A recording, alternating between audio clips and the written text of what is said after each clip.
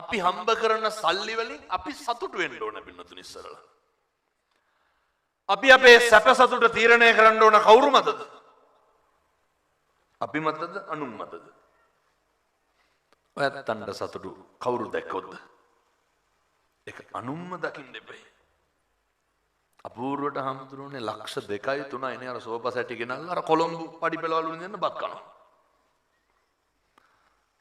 වහලා දාලා විතරක් නෙමෙයි ඉඳ ගන්න පැත්ත බිත්තියට හේතු කරලා තියෙන්නේ. පොඩි උන් නගිනවා කියලා. මොකටද? ඔය සම්මත ජාතියකට අර කැබිනට් එකේ තියෙන බඩු මුට්ටු ඇදලා බත් කාලා තියෙනවද බෙදාගෙන? නෑ මං කියනවා තටි පිගන් වීදුරු බෝල අහුවෙන මඩක් ඇදලි අප්පල්ලේ කනවා මිසක්ක. නිකමඩක් කන්නේ නැහැ නෝ ඔය. ගෙදරට අඳින්නේ ගෙදර තියෙන හොඳම වැරහැල්ල වගේ අඳුම නෙමෙයිද? පින්නතුනේ. ඔයත් හරි අල්පේච්චයි. ප්‍රශ්නයක් නෑ ඒක හොඳයි. හැබැයි විතකදී අපි පුදුම විදියට උත්සාහ කරනවා.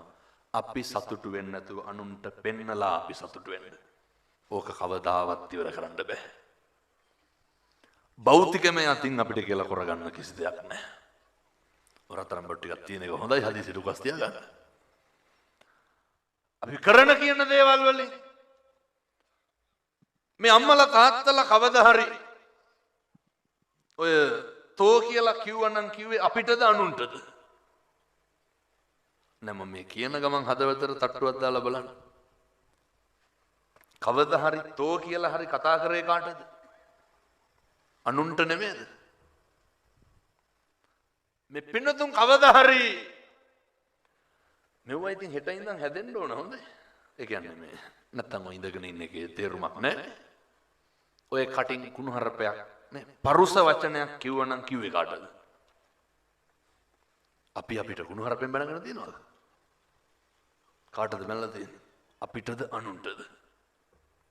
අනුන්ටනේ. මොකටද අනුන්ට කුණුහරුපෙන් බැනලා අපි පව් පුරවගන්නේ? පැහැදිලිද මං කියන එක? බනින්නේ අනුන්ට පව් පිරෙන්නේ කාටද?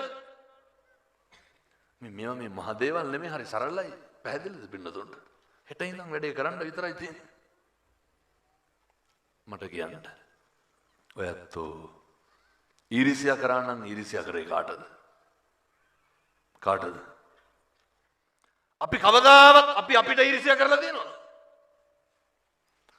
කාටද ඊරිසියා කරන්නේ? මොකටද පින්නතුනේ අනුන්ට ඊර්ෂ්‍යා කරන්නේ? ඒ අකුසලයේ පාපය කාටද?